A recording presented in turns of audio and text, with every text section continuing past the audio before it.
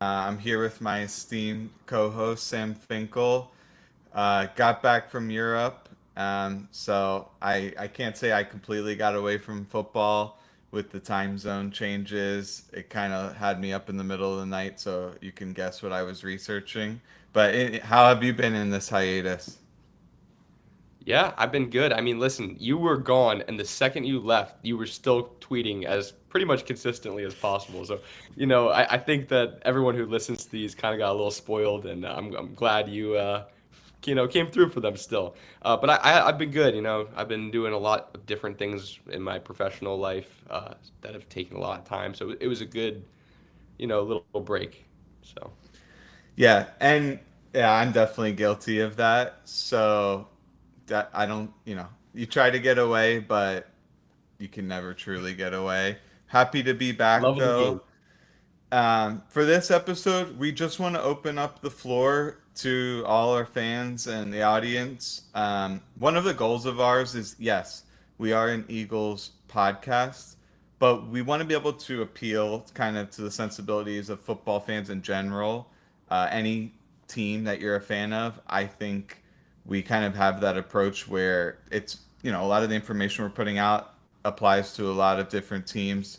Um, and so I think that's going to kind of be a push for us going forward. So if you guys do have friends, family members, whoever who are in different cities, fans of other teams, shoot them on over. And we're going to definitely be inclusive here. Now, I can't speak for our other audience. If they want to give you guys the business while you're there in the chat, that's out of our hands. But I just want to extend that invitation.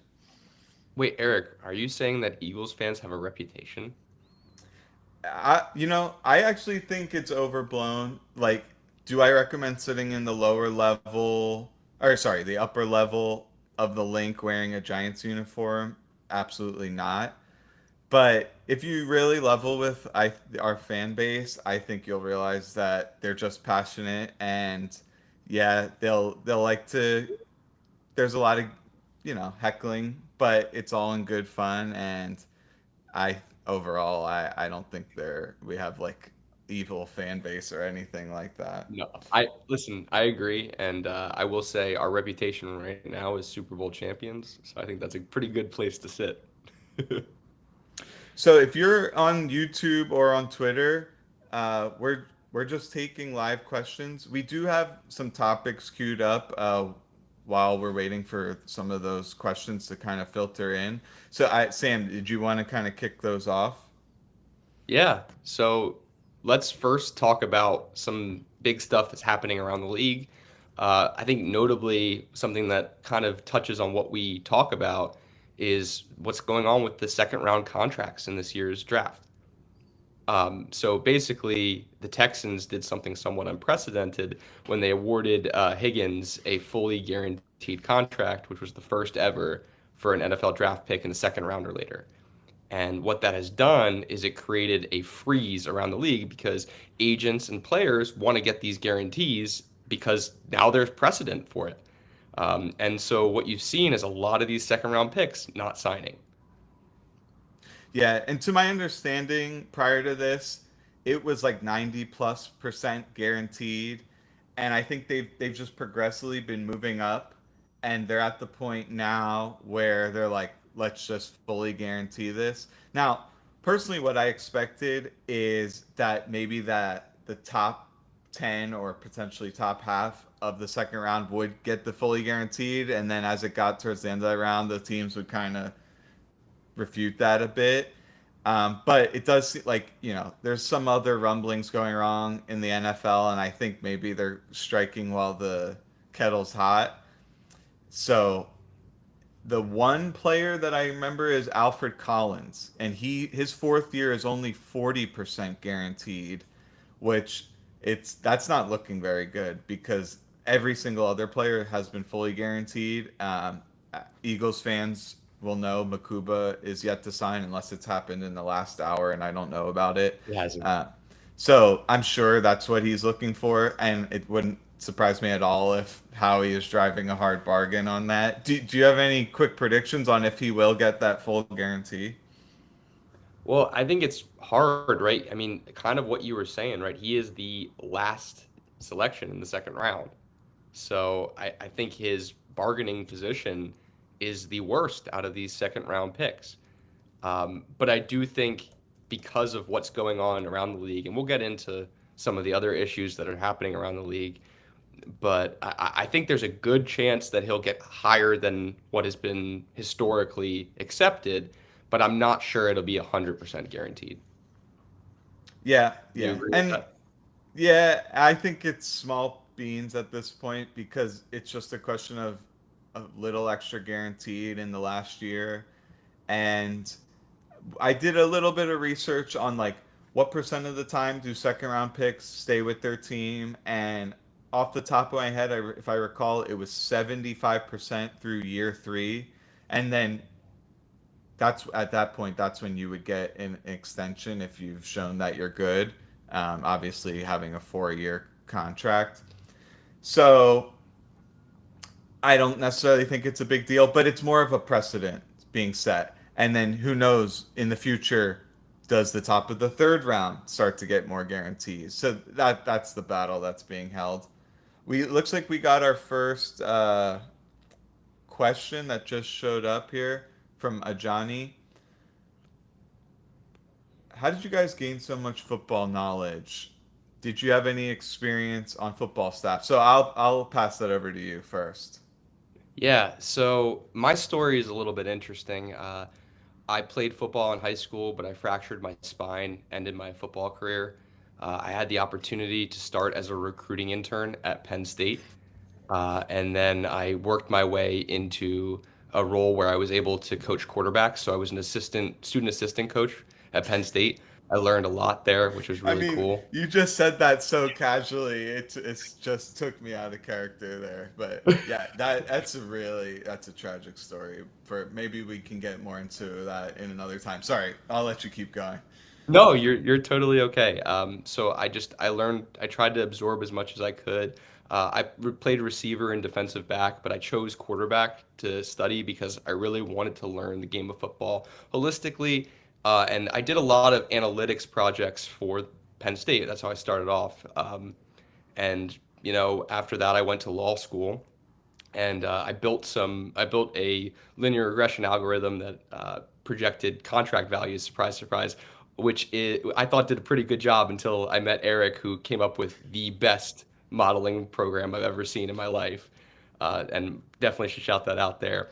But yeah, so I learned football from some really great minds under Penn State, and I love football, and I try to learn as much as I can, and that's where I'm here now. Yeah, for me, like anyone, played, youth football, and at the point, later stages of high school, starting to realize I'm not going to be big enough, fast enough, strong enough to have any kind of future in this game, but I still love the game. And pretty much my only exposure to at that point was recreationally watching the games and then playing Madden, which kind of got me familiarized with the players around the league. And I think a lot of people who work in the league, or analysts, even coaches, you'll hear about like Kellen Moore, for example. They were like big Madden players. Our Eagles Pinball Network compadre Shane Half was like a tournament Madden player. But in the past few years, for people who don't know my background, I had a podcast called Sixers Science where we did some analytics in basketball. I actually was had fortunate enough to like cover the team for a short time. Um, but I kind of fell in love, out of love with the game of basketball. But the entire time, I've always loved football, and I had a renewed focus in the past, call it 2.5 years, to really try to learn as much as possible. That's when I got a fortunate opportunity to join up with Nick Waters at Philly Film Room, and he really taught me a lot about the game, especially like positional techniques wise, breaking down the film. And so I just started to go and seek out all the subject matter experts in each area of football, whether it was salary cap management, scheme breakdowns, positional techniques. There's so many elements of the game. I think that's one of the big appeals because I'm someone who I really like to get invested in each area. Try to be a jack of all trades and understand each aspect of the game. And in football, there's just so many different areas that you can get involved in. And scouting. There's a bunch haven't even named. Sports science. Even something I've been interested in recently is in the equipment. Like, can you change around the equipment to get some kind of performance gains? Yeah, Um, absolutely. I love that. There's some really cool things, and I think important with that is we're still learning too. And so honestly, I really appreciate this question because it's good to kind of share our backgrounds a little bit, and also just tell you we're trying to be the best versions of ourselves and keep learning. And we have a lot of stuff that we're excited to show with you guys and grow with you guys. I'm glad you said that, Sam, because candidly, sometimes my content can come across as like I'm a know-it-all, and part of it is trying to expand our reach, try to establish credibility. But like you said, that's not the case at all. We're always learning. Literally, I'm going and researching stuff every single day. I'm going to be competing in the Big Data Bowl later this year, and I'm really trying to up my game in terms of statistics, data science, machine learning. That's all new stuff I have to learn in the context of football and player tracking data. So, you'll never learn it all. There are people who know more in the tip of their little finger than you'll ever know about a specific domain. But where we try to, I think one of the aspects that we try to do is cover all of those bases, at least at a sufficient level that you can get good information and learn something. So you don't have to shop around, go to a bunch of different outlets. You can just come to us, and I think we'll have good information in whatever area of football you're interested in.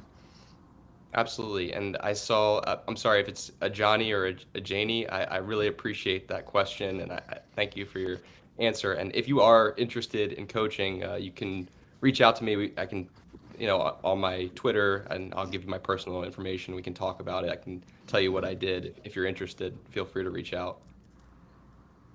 And it's always funny. Like the other day, I kind of clicked through some of the people who are following me because every 6 months or so, there are people who you don't even realize that slip through the cracks. And I see like there's all these college coaches and NFL analytics people, and I'm like, whoa, where did they come from? And then I'm pretty shameless. I just try to connect with these guys, and see if they have something kind of to teach me that I can ask them about. And I think that's one of the beauties of social media. I really try to harness the power of that.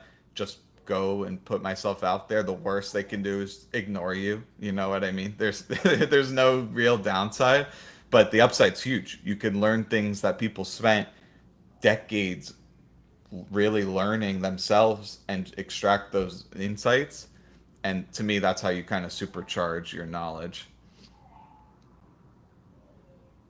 You want to get into our next topic as we're waiting? Oh, we got another Well, we have question. another question. So, Okay, okay. Estone, do you want to read this one?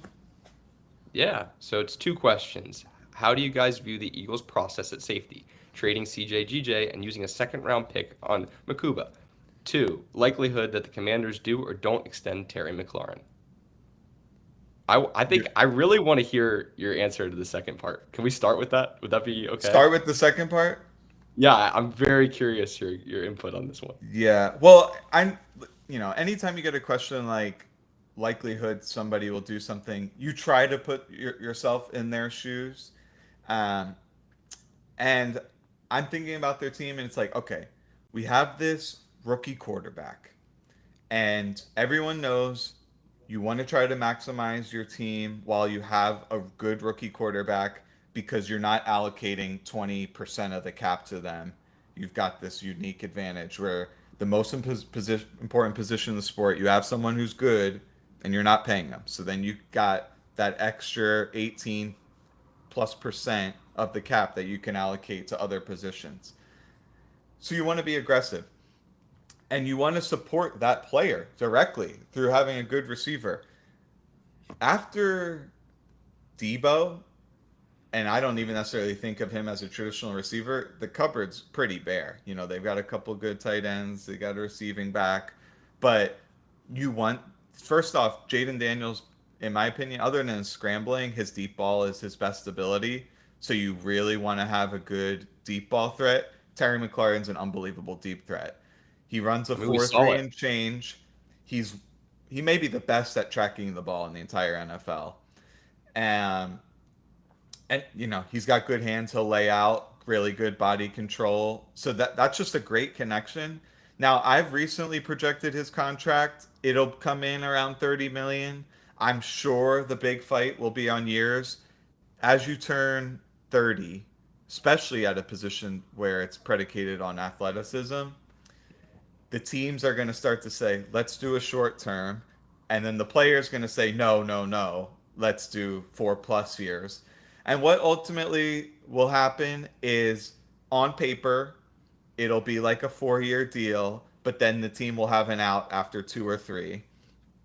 And I actually did a post on Twitter I invite people to check out called Funny Money, which is there are contracts in the NFL where when it comes out, it's reported 4 years, 100 million. But then you look under the hood and the practical guarantee is like 40, 50 million, like just a fraction of that total contract. What does that tell you? That tells you the agent and the player wanted to represent like they're getting this big long contract, but in all likelihood, they're not going to play out the last year or two of that contract. The team will probably just move on. And so you really want to look at what is that contract truly worth over the years where it was guaranteed. And then the math changes. That's what I project with McLaurin. My guess is he'd get like a 4 year contract, 120 million total. It'll be structured with 2 years fully guaranteed and like a partial in the third. But the likelihood that they extend him, I think, is 90+% overall. So curious just to hear your thoughts. Yeah, listen, I think it's hard to follow up after you said that because I agree. I think something that they have to consider is roster construction, right? They're, I think, the oldest roster in the NFL right now, which is not necessarily a place you want to be unless you think that you can win it all. Which obviously there's legitimate reason that they could think that because they were just in the NFC Championship. Um, but I think that from a team perspective, you really do want to limit the amount of years. And I think you're right. I think that they'll try to make it so they can have an out after the second year, maybe the third year, where it just won't hurt their cap as much. And even if they have to eat it, I just think that they're going to have to do a soft reset soon. So I think you really have to think of that in advance. But I do think, in all likelihood, he will be re-signed, and I think it'd be a missed opportunity for honestly the organization, but also Jaden Daniels if they don't re-sign him. And I just got to be transparent here. Looking at what they did last year coming in the year, they signed these aging vets with a rookie quarterback that we weren't necessarily how good he'd be coming out of the gates, with a offensive coordinator who's been lambasted for having stale, predictable offenses. And on paper, you're like, what is the strategy? It makes no sense. And they made it to the NFC Championship. So I think, in this era of ring culture where it's like if you didn't win the Super Bowl, it's not a successful season. I don't agree with that at all, right? In fact, if you talk to the Eagles players, they talk repeatedly about how it was the journey, not the destination. Well, all these teams who made it like deep into the playoffs, they had a journey. To me, that is still a measure of success, and they far exceeded expectations. So it thinks very interesting. You brought it up that like they have to think about a soft reset because Bobby Wagner, he might have one more year left, right?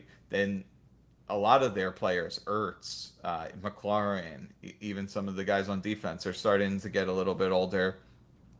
So it's interesting to see how they're going to play it, but they got to put the hammer down while they have Daniels on that For rookie cheap. contract. So My guess is they probably try to sign some like big name free agents, but it's one of these things where you can't depend on it because by the time you get there, either you're going to be priced out of that player because there's going to be all these teams who can't sell tickets who will pay a mint for some guy on the market, top guy on the market, or they just don't hit the market at all. I don't really think it's realistic to build through free agency. Now there are people who will have play devil's advocate and say, look at the Vikings. They haven't drafted, you know, a lot of that defense, and they were one of the best defenses. So it's possible, but think about all the great value signings they made. Like when they signed Van Ginkel, I was like, that is an unbelievable signing because he looked incredible the year before in the Dolphins. I liked Jonathan Greenard better than I liked Bryce Huff. That was a great signing. Um, so, and also Blake Cashman. I absolutely loved his film when he was on the Texans, and they didn't pay top dollar for that. So maybe it's not spending on the premium free agents. Maybe it's signing like 3 or 4 of those mid tiers and just hope your pro scouting is really good. Um, but yeah, it's something I'm definitely keeping my eye on. Like, you know, there's a lot of different ways that they could go. They could just clean house and start trying to build everything through the draft and just resign to the fact that they're going to have to pay Jaden Daniels, you know, however much money it is once the salary cap is, you know, when he signs his extension, it's probably going to be 328 million in that range. So you can just imagine what that contract's going to look like. Yeah, especially when the cap goes up, which kind of actually interestingly brings us back to the first part of the question, right? Oh, What was yeah, the I forgot. There was a two-parter. Yeah, I mean, honestly, the Eagles have a story that they've kind of, promulgated that they're essentially they had to make this choice for the future. They obviously didn't see CJ as a core player that they would put as much money as they want to in guys like Jalen Carter, Quinyon Mitchell, Cooper DeJean, like guys that they're going to have to extend in the future. And that's the narrative that has been, put out there. Um, do you think it's something deeper, or do you think there was what's your thoughts on it? I know, I think it's fun. We should bring it up. Your interaction with CJ your infamous interactions with him. That so I think you have a good perspective, and you can probably comment on this pretty well. And for anyone who's not privy to this, it's not like I came out and grilled him. I just posted like 12, all 22 clips of him messing up kind of deal. Um, and you could do that for any player. But the grander point there was this is why they were okay with letting him go. They knew that he wanted more money. Remember, his cap hit that first season was like 2 million or something like that. Like he had the minimum base and then that prorated signing bonus, which was not even that big. So, in my opinion, I mean, remember, Howie's not someone who goes into the draft desperately needing a position. They like to actually fill holes before that time. And so the fact that they were willing to go into the draft with only having Sidney Brown penciled in as that safety, that should be pretty telling. Now, in my opinion, they probably knew they were going to take safety. They probably looked and they're like, there's 6 guys here we like. Um, and so they pretty much picked, in my opinion, Fangio's choice. And I don't know if this is a direct quote or many reporters have alluded to this, but when it comes to defensive players, I mean, Howie is listening to Fangio. Like, this is the kind of skill set I like. This is the direct player I like. Um, and Fangio, his history is playing a lot of smaller safeties. And what does Makuba do well? Well, he's got cat-like quickness and he's got unbelievable zone eyes. So he's able to look across the field, even in his peripheral vision, see routes, anticipate where they're going to go on the field, and break in front of them. And when you're playing like that quarters structure, you're basically, yeah, like you're an interior quarters safety. So there's kind of two things you're going to do. Either you're going to take away deep post or you're going to rob crossers. And I think that's where they really like Makuba. One of the things last year is when teams played 3-by-1, three receivers to one side, one receiver to the other side, a coverage that they like to lean on is tricks. So that's a tag. It can go on a lot of different coverages, but it's a tag for the weak side safety to look across the field at the number 3 receiver. So if you count from the outside, number 1, 2, 3, that's the most interior receiver. And if they go vertical and across the field, well, you're picking them up. And this alleviates the linebacker from having to carry that player deep. Something we saw the Eagles get gashed by in week 1 when Jayden Reed went for the 70-yard touchdown. In cover 3 match, that linebacker on that play, Nakobe Dean, he could be asked to cover Jayden Reed 50 yards downfield. That's obviously not ideal. So they started to lean on that heavily. But if you watch, you'll notice that Reed Blankenship played the trick safety way more often than CJ Gardner Johnson did. And this is because teams are biased in their 3-by-1s to have the 3 receiver set to be to the quarterback's right. So it'll be interesting to see like if they have a little bit more flexibility, because if they like Blankenship down in the box more and they think Makuba can play the post and play that tricks role, you might see safeties flipping a little bit more. Now, that's something that's been talked about even with the cornerbacks. Like they've in mini camp, they had Quinyon go to the opposite side because quarterbacks throw to the right more often than they do to the left. So maybe you put your lesser corner on the left. So there's just a lot of elements there. I like Makuba. The number one thing I said when they drafted him was he was 184, I believe, at the combine, and I'm like, he's got to get the weight up. The reason is because he plays really aggressively. So it's fine to be a little bit on the lighter side, but not when it's coupled with a guy who's throwing his body in there with reckless abandon. To be able to take those hits, especially over the course of an NFL season, I want some more meat on that bone. The good news is that in his pro day, he weighed in around 195, which I was thrilled about. So overall, the fact that they can save money, get a guy who's probably less volatile of a player than Gardner Johnson and has an ability to hit on the high end, could be like a 3 to 5 interception guy. I like that process. The small bit of concern is that he likes to kind of dive at guys' legs, and if you're the last line of defense and you don't slow down the ball carrier, look out. That could be trouble.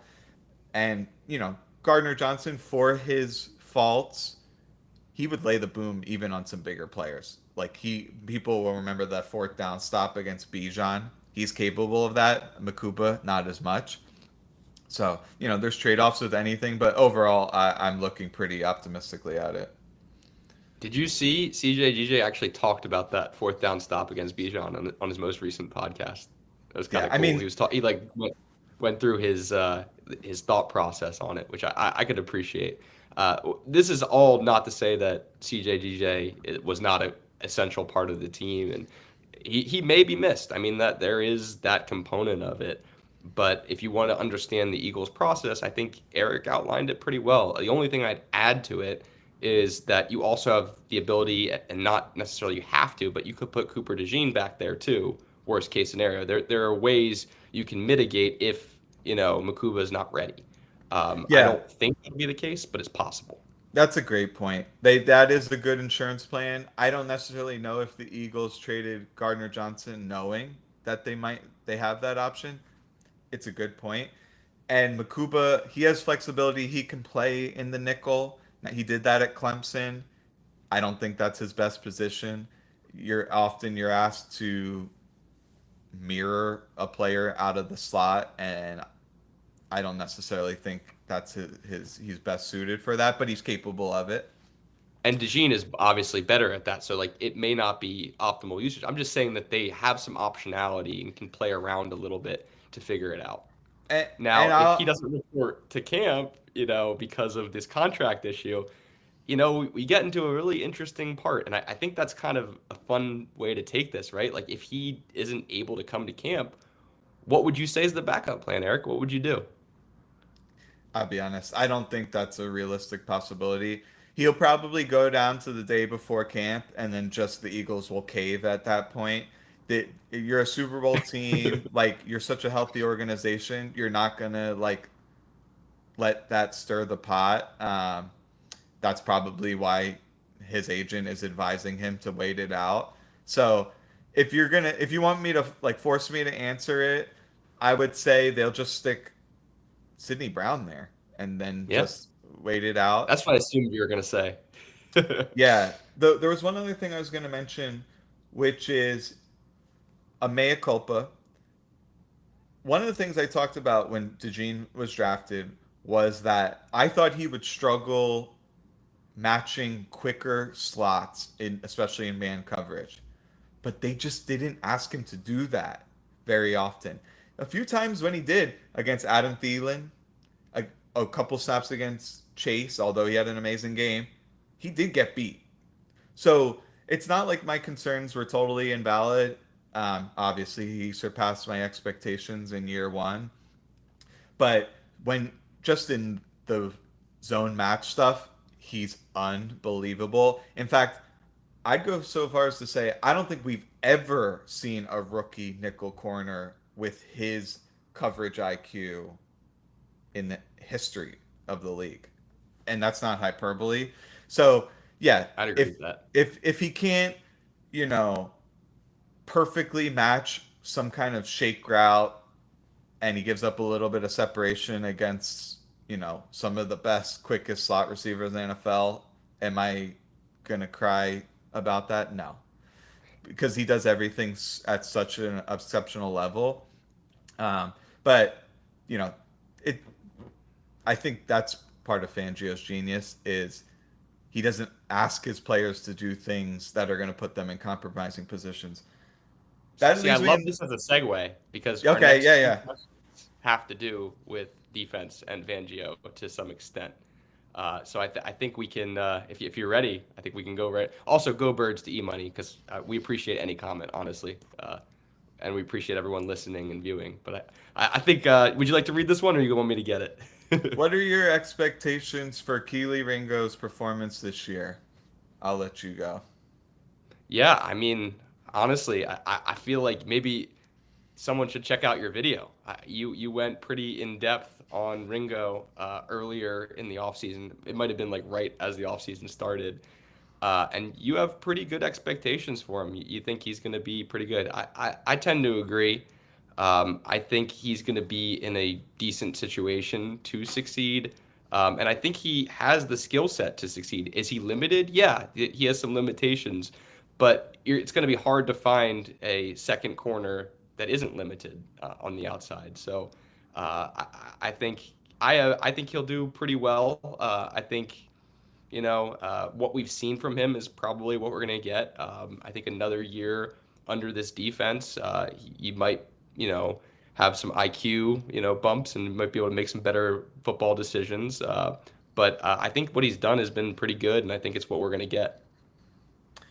Yeah, the way I see this, like anytime you're trying to predict the future, is there's so much randomness between who are the specific opponents they're going against. Are the quarterbacks healthy? What's the situation in the game? What are the coverages they're playing? So, as opposed to like pretending like you know all of that information, I like to just kind of hone in on what he's good at and what he's not good at. And in those, as those situations present themselves, you'll see how that materializes. And for me, If he's asked to carry routes vertically down the field and run in a straight line, he's awesome. If he's asked to play, 8 to 10 yards off, have good eye discipline, and click and close on anything underneath, and tackle physically, he's great. When he's moved into a condensed formation and he's against a quick player and he's trying to match a rub route or a whip route or an in breaker, that's where he will struggle. His lateral quickness is not quite there. Sometimes his main tendency is to get impatient and open up early. So if you open up early and then someone breaks, you're late to be able to mirror that break. So that's kind of how I see it. One of the interesting developments is last year, regardless of how the offense presented themselves, they'd be fine leaving Slay or Quignon on an island. And essentially, in a lot of these zone match coverages, you can be in what they call man everywhere they go when you're the isolated corner. So that's man You know what's coverage. crazy? Our next question asks about that. Oh, okay. Our next question asks about that, actually. So Which is kind of cool. They're blending so well.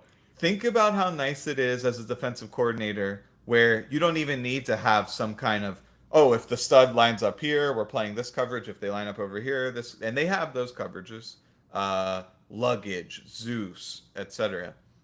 And in future Vic Fangio lessons of the week, I'll get into some of those designer coverages to take away the studs. But you don't have to call those when you have two good corners. Darius Slay was a great player last year, unheralded in my opinion. I think there was a few plays early on, first 4 or 5 weeks, where he looked bad, but he cleaned that up quickly.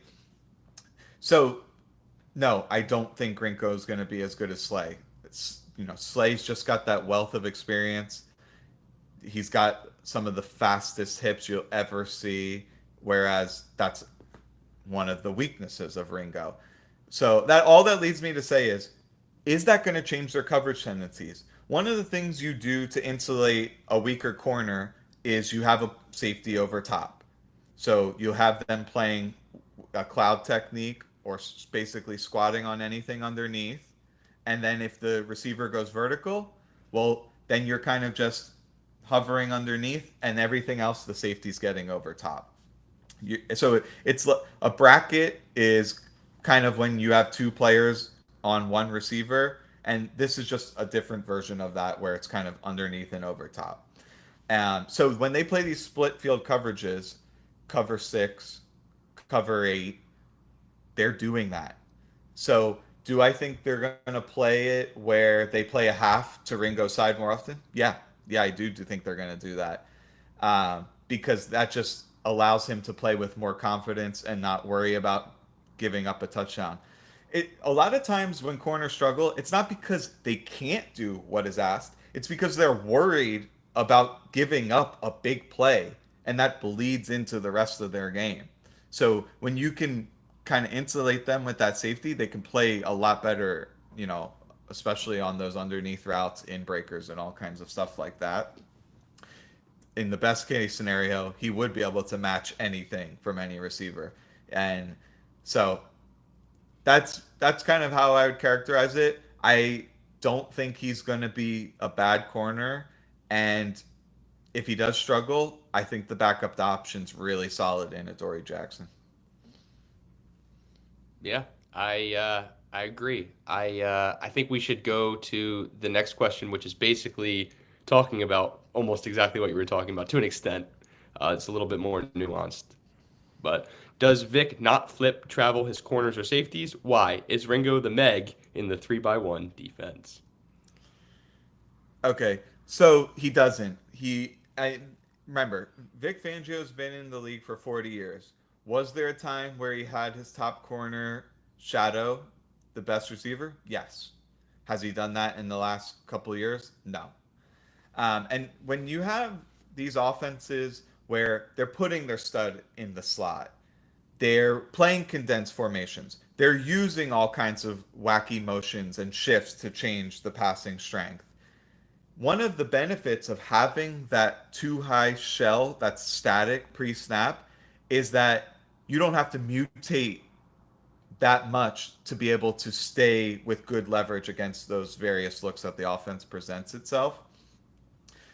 So by having your corners run around, you're giving away your disguise and you're potentially losing the advantage that you're getting from that too high shell. That to me, that's a big reason why he does it. And also, it's nice if you just master your one side and you play every snap the whole season from that one side.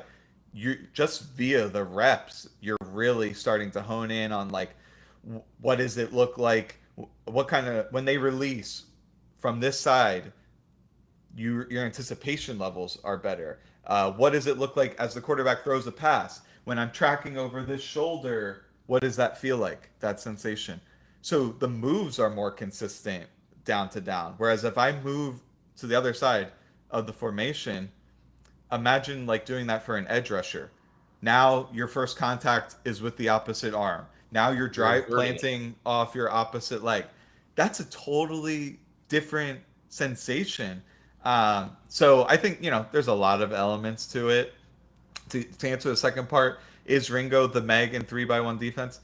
There's a lot of different ways to handle 3x1.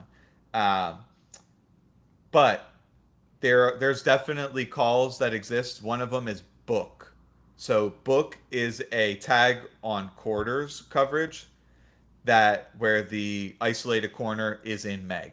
So even if the guy goes underneath and shallow, so like a shallow drag, the corner still has them. Most other coverages, if the outside corner, if the guy there over goes shallow and underneath, they're delivering them to the nickel or the weak side linebacker, just depending on where those guys are. But yeah, there are some circumstances where it is Meg. More often than not, in the zone match coverages, it's called mod, which is outside and deep. So if the release goes beyond the level of the nickel, so you're talking 4 to 6 yards, or the route goes to the outside, you're picking it up. If it stays short of 5 yards and goes inside, then you're delivering it to the interior receivers. So hopefully that answers that. There's a few more questions. Did you have anything more you wanted to say on that before we went to the next? Now let me take this next one though. Yeah, yeah. What I'll ask, wasn't Coop top 3 in man defense? Was that because he wasn't asked to do it that much? So I pulled up some PFF stats while you were talking. So basically he is with the 50% threshold, he is third for yards per reception in man. And if you look, he was 36th in man coverage when he was asked to do it. So he had 606 coverage snaps, 155 of them were in man. So, and that's 25.4% of his snaps were in man. So I think you can kind of make your own conclusions on that. But he did pretty well on that relative basis when he was asked to do man, and he was asked to do it around a quarter of his snaps. One of the things I'm interested to do is like if we did a plot of, let's say, once Coop was in the lineup, what percentage in man coverage, like what was the target distribution? We know they didn't throw at Quinion much. My guess is the weak side linebacker and Slay.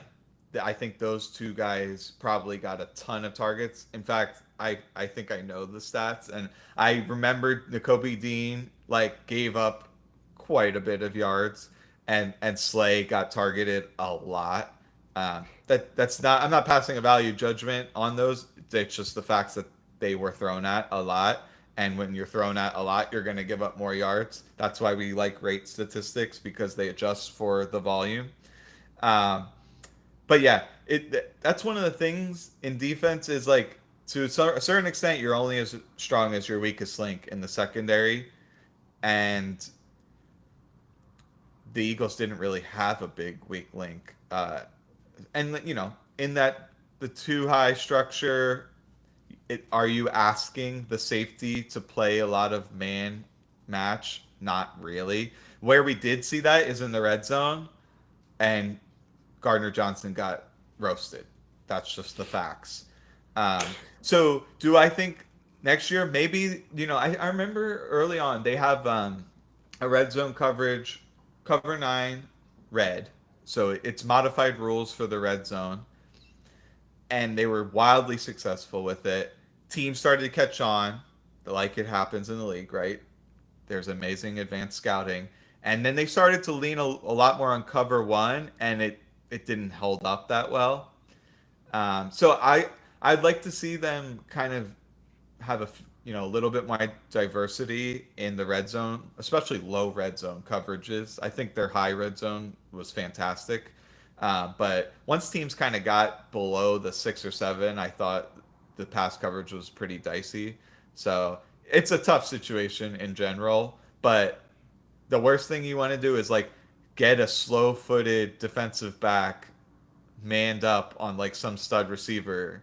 That just makes it too easy on the offense. Like I'd rather them try to fit it. I remember they had that Rams had that touchdown to Higbee, but they fit it in between Bond and I think Gardner Johnson in the smallest window.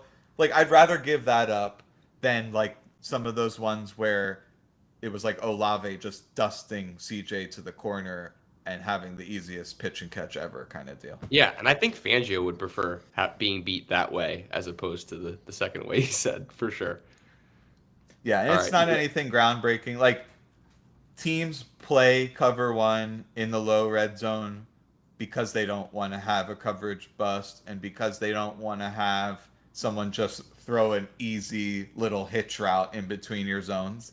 But I think there's a middle ground between there where you don't expose yourself to like rub routes or receivers from condensed alignments just running outside and just getting free releases, rub routes, or running some kind of, shake route to get them open out wide. I think there's ways that you can kind of play like banjo coverage where it's man, but depending on where the guy releases, you're having a different guy pick him up.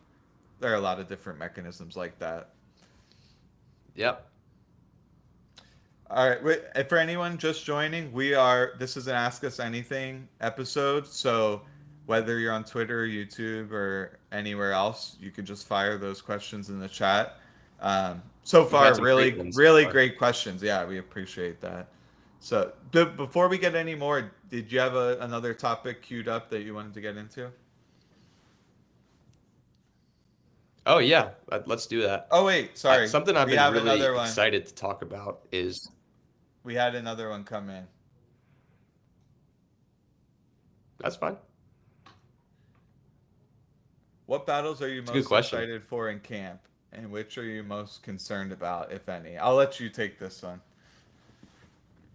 Yeah, so I'm really excited about the depth rolls. A lot of the depth roll battles. Like I really want to see which, tackles make the roster. I really want to see, between the guys drafted and the undrafted free agents, I really want to see, who gets a roster spot. I think that's really an exciting battle. I know it's probably not the sexiest one, but it's an exciting battle because I think that could be the future of the team. I mean, Lane Johnson's getting older, and I kind of want to see where that goes.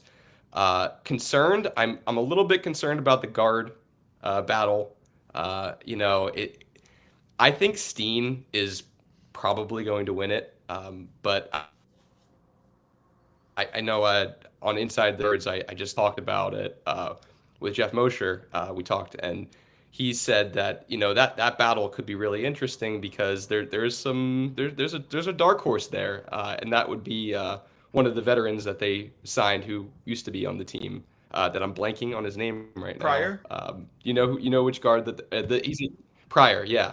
So Pryor, could be a dark horse there that someone you should look for.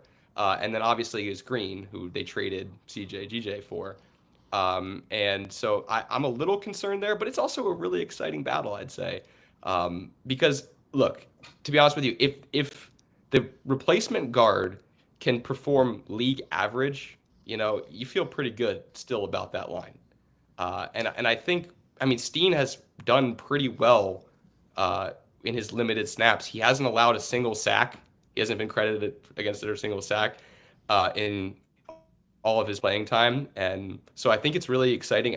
And honestly, I personally would love to see Steen, get that opportunity because I think he'll do pretty well.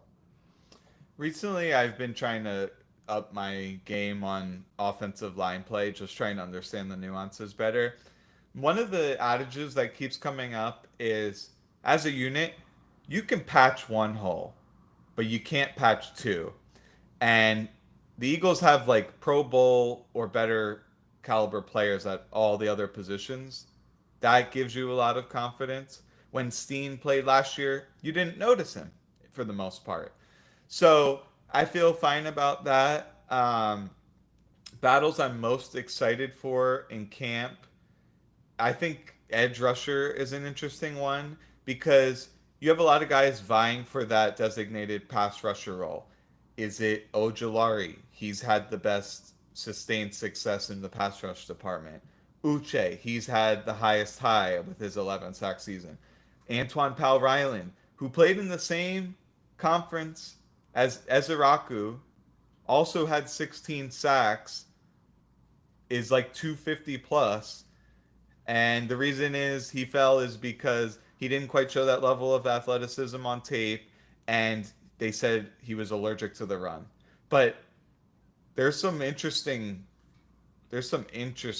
pass rush capabilities potentially in there, and I actually think he will make the 53. So and edge rusher is just a fun position, so I'm interested to see that. Which am I most concerned about? You know, obviously cornerback. It's such an important position. People know I'm optimistic about Ringo at this point, but that doesn't mean I think it's a guarantee that he's going to be good. The insurance policy though is still strong with Adoree Jackson. Linebacker, that's got to be a concern early in the year. If Jahad Campbell takes several weeks to get going, and remember, even once he's cleared to play, that's still a complicated defense he's got to get up to speed on. Uh, I'm excited about that though. I think Smile Mondin and Trotter, the combination of the two, could be a nice patchwork there. And I feel like you feel pretty comfortable putting them out there, especially with the other pieces on the defense. But I get what you're saying for sure. yeah, I mean, I don't necessarily want to crap on any players, but I do worry about Trotter. The size and speed concerns are real. His IQ is great. That's not a concern. And you can play faster, if you have great instincts and great film habits and you can anticipate what's happening, you can play faster than what you would be timed at. But I do see him being small and getting washed away by, offensive linemen working up to the second level. Now, the way that Fangio plays along the defensive line mitigates that concern to some extent, trying to keep the linebackers clean, eating up combo blocks with those behemoths inside. But it is a concern for me. And wide receiver 3, I thought you were going to bring this up. Dotson's a fine player. The problem is he doesn't fit what the Eagles need out of that position. He's an intermediate route runner when they would be better served. And the other thing that I should mention is he's played like predominantly on the outside because they wanted to put Smith in the slot more often, which I'm all in favor of. But you're going to put a guy who's like, I think sub 6 foot, sub 200 pounds on the outside, who's not a burner, can't really block, isn't a gadget player who can like catch screens or do end arounds. And it's like He's listed 5'11", 184. yeah. So that's just not conducive to success. Like if you had someone who ran amazing clear outs or what proposed some kind of deep threat, was able to be a punishing blocker, trying like crack back blocks for Saquon on tosses or screens to AJ Brown, or they could actually do like jet motion. We saw some success doing end arounds to Smith in the playoffs, but that's Hmm. not a great role for Smith. Like you don't want to expose him on run plays. If they had a guy who could do those, ideally all three of them, but if just two of those three, I think that would be just so much better ROI on that position. And Dotson, if he went to a team where they threw those 15-yard out speed outs and big digs, then I think that would be awesome. So I'm just gonna, we try to be objective here, but I will admit I have a very strong bias when it comes to Jahan Dotson because I coached at Penn State and I know Han pretty well, and it's hard for me not to root for him. And I understand what Eric's saying, but I think they can find more success with him this year, with another year on the team, building chemistry. With honestly building with a new offensive coordinator, you can make more plays designed to help use his skill set better. And so maybe I'm cautiously optimistic with him in that third position. And I feel like he'll make another jump this year. And again, I'm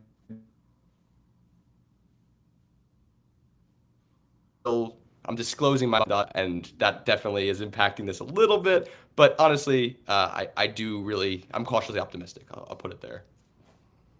Yeah, I don't know. I think it's just like last year You're they muted, didn't Mike. even. Can you hear me? You're good now. Yeah, you're good now. They didn't even have a lot of designer concepts for AJ and Devonte. So just this idea Oh, I that we're wasn't gonna, saying designing the concepts to him. I yeah, was saying that they could figure out a way to use him more efficiently.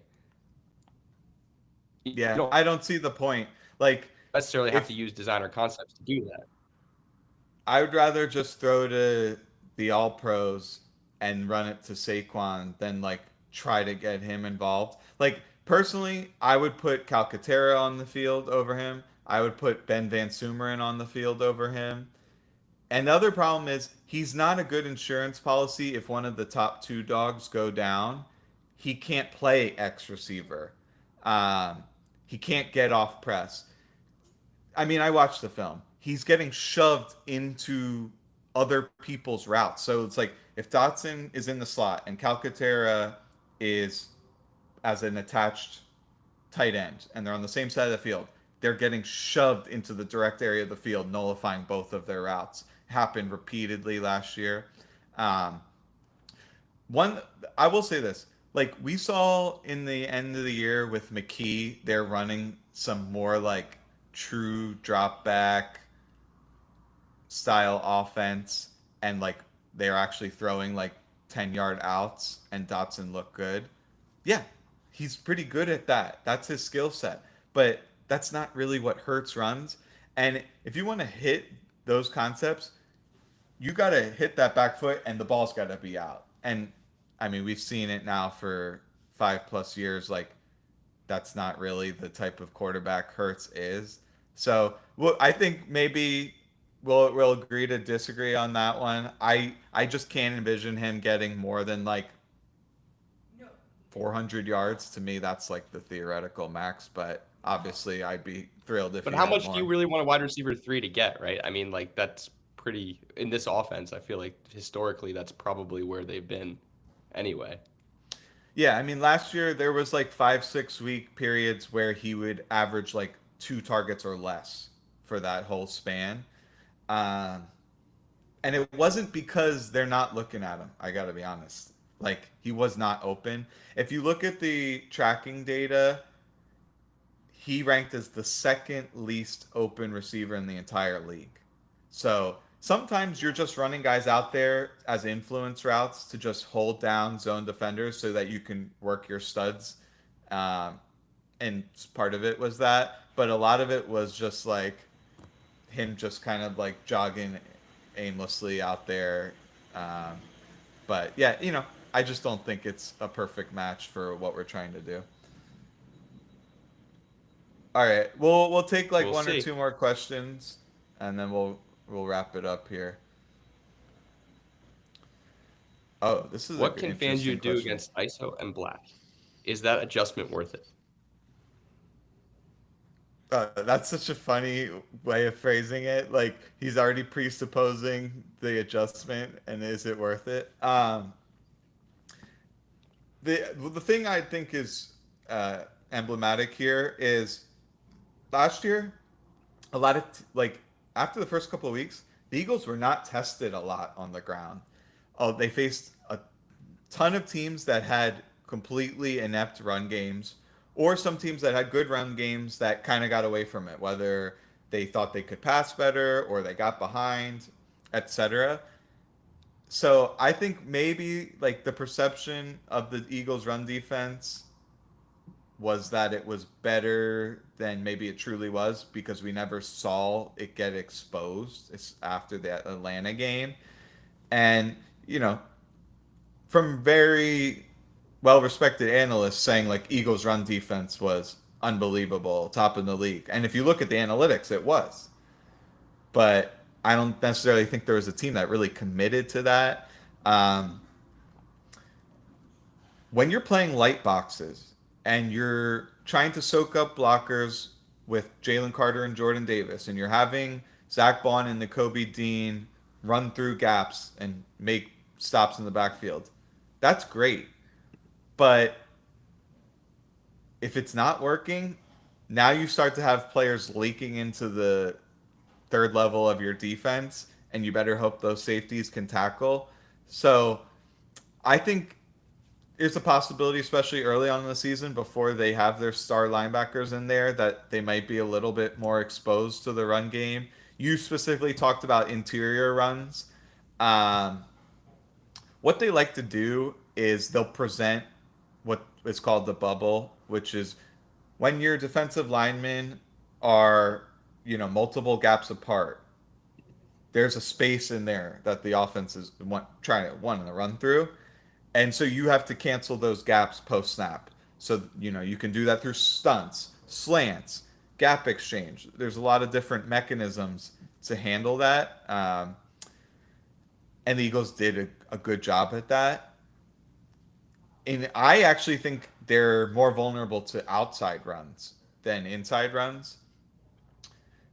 The one time they're vulnerable to inside runs is some of the run fits when you're in that too high structure and you're not spinning a safety down post snap, is sometimes that deep safety is responsible for filling like the B gap. And we saw there was a big run by Josh Jacobs last year when Tristan McCollum was in there. He came in, he was responsible for the B cap. He came flying in. Who did he deck? Zach Bond.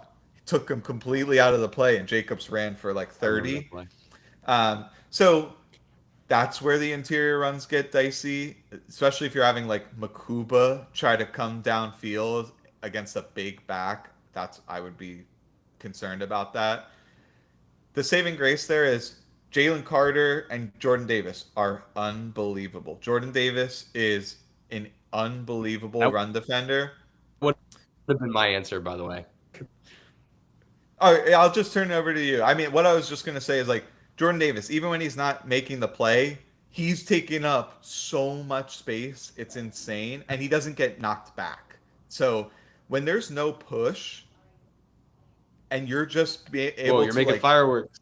if you're just someone else did that. If you're just able to wall off the offensive linemen, they get no vertical push. There's just all this congestion in the backfield. More fireworks. So yeah, that really helps, and that's why they should probably re-sign Jordan Davis because as maybe as easy as it sounds to replace a run defender. I don't think you're going to get a guy of that caliber very easily. So, Yeah, what do you that I think? mean that literally I was just gonna say two words, Jordan Davis. That was literally gonna be my answer because I mean that is where he excels and I definitely think you're right. He takes up space. Even if he's not making the tackle, I mean he's making a significant push to make it easier for his guys to make the tackle. I mean that's where his value is. And that's the reason it's part of the reason he was a first round pick. And that would have been 100% my answer for sure. Yeah, you know, for me, like Davis, if you told me he was gonna be command 18 million, I'd probably pay 18 million, unless some kind of stud run defender was like sitting right there for me in the draft. But those, I mean, guys that big who have that mobility even don't grow on trees. A lot of people have asked, do will he take a bigger role in the pass rush department? And I'm curious to hear your thoughts. For Yeah, me, I'm yeah, you go first. You go first. Well, first off, yeah, I think his conditioning and commitment to getting in the best shape that he can be opens that door up, right? And also Milton Williams leaving. I mean, there is opportunities for him to play on more pass downs. I think that is totally plausible. That being said, I still think he's going to be a rotational piece that is best going to be leveraged in run situations. I do think there will be some situations where he'll have more of an opportunity to pass rush, but again, I don't really think that's necessarily his strong point. And I think that you kind of have a decent amount of that where you have that strength with Moro Jomo, or you can kind of move the rotation around a little bit, and I think there will be more of an opportunity for sure, but at the same time, again, the way you want to like leverage that rotation, I'm not sure it's optimal doing it that way, if that makes sense. Yeah, and for me, I think his pass rush opportunities will be on 1st and 10. It just makes no sense to put him out there on 3rd and long because Yeah. you have Moro Jomo, who I've identified as a potentially lethal pass rusher. You have Yeah, Ty you flag planted Robinson, him. who is a pinball type pass rusher who can align anywhere from nose tackle to a 7 tech. Yeah. So they have great options there. You could even put Jalix Hunt inside and then put one of those speed guys, Ojolari, outside. You think they'll do So, that? That's actually really interesting. I didn't thought about that, but that's super interesting. well, the only reason I would say no is because they have like 4 capable interior defensive linemen. But if In the theory, matchup makes sense, yes. Um, it's what would it amazing to take me. to do that? Like what matchup would, trigger that, you think? Yeah, a really like clunky footed guard who like plays too upright because Jalix Hunt, remember, everyone knows this. He was a safety, really good movement ability. But the other thing that I think less people know is that he's got a really powerful long arm. So if you have a guard who's playing more upright and then he can get in their chest, he could just collapse that pocket.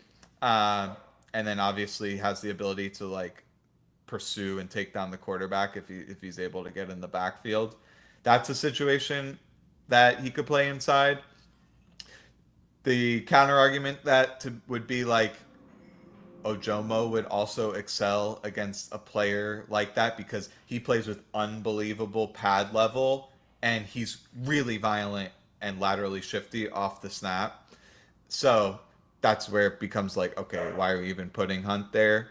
But maybe just like as a change up, I think they do have a lot of versatility in their front. Other than Nolan Smith, they're like Carter can play on the edge. Um, Now it that would shocked be me interesting. to see Jordan Davis, to me, play better as a 3 tech than he did as a nose. I thought. Now they didn't play I don't disagree base. with that. He didn't play. They didn't play a lot of base last year. Could that percentage of 5 down linemen, or I really it's the 3 down linemen, and then they have the 2 stand-ups? Could that go up?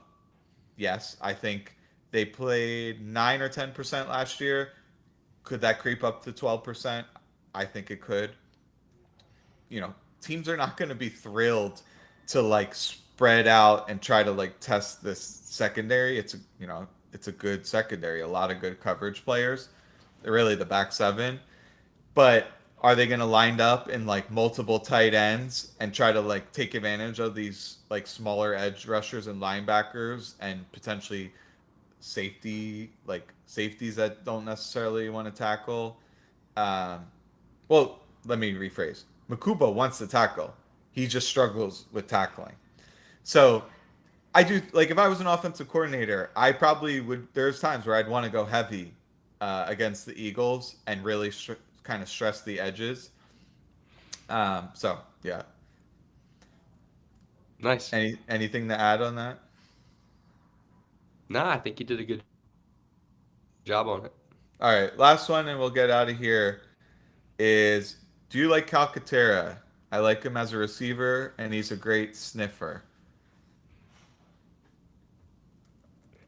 I think this was originally posted as a response when we were, engaged in that Jahan Dotson battle earlier, and you said I'd rather have Calcaterra. I remember as soon as you said that, this comment came in. So I think this is in response to that.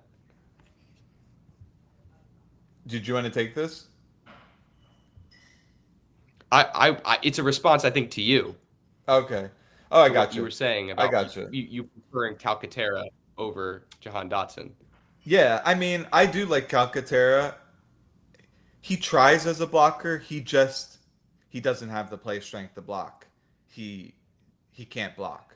Um, unless what you're asking him to do is like get in the way kind of deal. Now, obviously, he's much more impactful than Dotson would be if you're asking him to do that. When you say sniffer, generally what that's referring to is a tight end or H back style player who's off the line of scrimmage. Often you'll like kind of use him to change the passing strength. You can run like split zone action where the guy is kind of coming across the formation. Yes, I love him in that role because you can get easy pitch and catch, and he's good at yak. Like he's a good runner in the open field. Overall, I really like his receiving chops. If we're talking about like guys not getting targeted when we brought up Dobson, to me, a guy who you could actually realistically increase their target share with effectiveness is Calcaterra. Um, he had that unbelievable highlight catch last year. People remember. But yeah, I like him as a receiver. I like him as a ball carrier, tight end screens.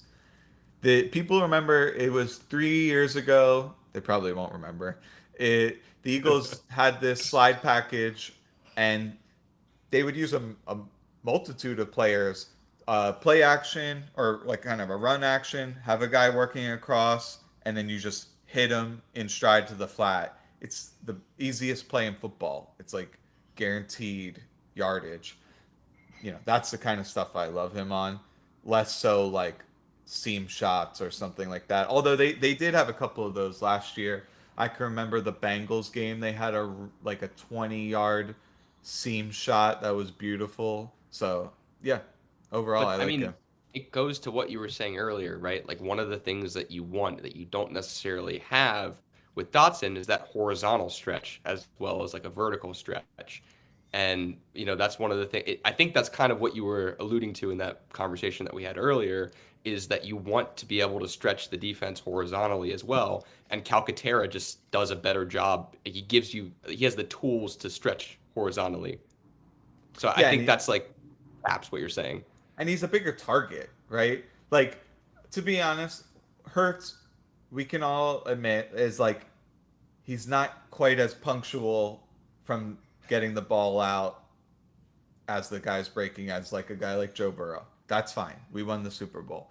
But that starts to matter when you talk about what receiver they're going to. When the guy's a little bit bigger, catch radius is a little bit bigger, and you're a tiny bit later, I think the margin for error is a lot bigger. Whereas you're trying to fit it in the tiniest window ever, potentially up against the sideline or in between zones to a small guy. I just think that's not a recipe for success. So, all right, I think we'll wrap it up here. We had so many great questions. I believe next Will you week. indulge me for 1 second? Oh I yeah, kind of absolutely, want to do something really quick. definitely. I want to rapid fire you, and you're restricted to 10 seconds per answer. You ready for this? Yeah. Okay. First off, I want your reaction on the Eagles Super Bowl rings that officially came out today. Have you seen it? Yeah. I was lukewarm on them. Yeah. What do you not like? Remember, 10 seconds. Got to go quick on this. Yeah, like I would have liked more contrast, maybe like a more darker element to contrast with the silver. And the two trophies was cool, but I thought the imagery could have been like a little bit cleaner. Sure. Shane Gillis at the ESPYS. Thoughts? Yeah, I mean, I try to stay out of the political stuff, but I thought it was really funny. Overall, I think he's kind of like he's funny, but he's a little bit of a bully. That's kind of his shtick. Yeah, I thought a lot of the jokes were funny. Mike Williams' retirement. Surprised? The least surprising retirement of all time. A guy who's always been good when he's on the field, just rarely on the field. Okay. And then Cam Newton leaving Jalen Hurts off of his top 10 list. Yeah. I mean, anything Cam Newton does, it's irrelevant to me. Um, Also, ranking quarterbacks, it doesn't really matter to me. It's a fun Agreed. thought exercise. Um, it's also an impossible thing unless you acutely define the criteria. So yeah, Agreed. But then Des Bryant coming to Jalen Hurts' defense. Shocked? a little bit. Yeah, I think is though, and I've seen this with Dez. Like, I don't think he's a guy who necessarily like he'll keep it real. Like, no matter what who you are. So yeah, I guess that's cool. Okay. That was my rapid fire. Just thought it'd be fun. Yeah, absolutely. So, did you want to do a teaser? I don't know if it's going to be next week or the following, but we have some cool interviews kind of lined up. We don't know necessarily what order they're going to go into, but we got some really cool people. Yeah. Should we keep it under wraps, or do you think should we give him a little tease? Okay, well, why don't, without saying the name, why don't we kind of tell them what some of their credentials are? Sure. I have one that is a former collegiate offensive line coach. And I have one who is written many books about NFL offensive schemes, as well as another one who has a very large following in the football sphere, who's a expert in defensive coverages. Basically, you're gonna get some good content coming out soon.